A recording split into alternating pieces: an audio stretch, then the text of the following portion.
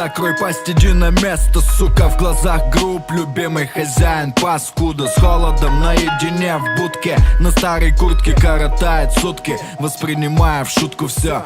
Любовь есть, он любит, да, даже гладит иногда, но глаза не те уже, не того щенка, который под той самой курткой был доставлен в дом. Улыбки, ласка, ну а что потом?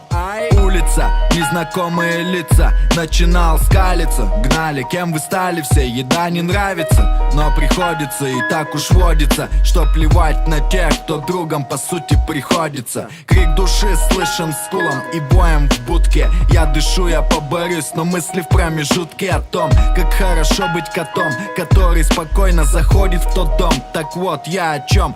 Если бы хотел бы, то давно бы перегрыз канат короткий, хозяйке в глотку вцепился бы так плотно, и потекла бы кровь, как реки Вавилона, за метлу и камни брошены в мою сторону. А им все равно, что есть, что нет, что было и что не стало. Сорвался с ошейника и бежал, куда глядел, и не волновало совсем, что там, в том дворе, где вырос, где грубость и сырость, где палки и свист, стая дворовых приняла как своего. Появились чувства там, где все за одного, и ошейник не давит на гордость, свобода и вольность действий, где из-за лая нет никаких последствий.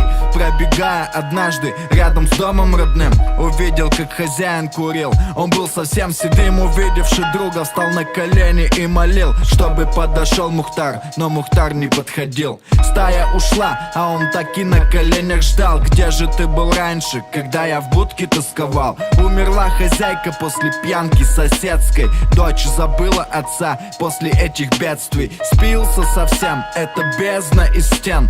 Кем теперь стал? А вспомни, был кем до того. Мы всегда в ответе за тех приручили, кого, отвернув морду в сторону, кинулся к стае с концом.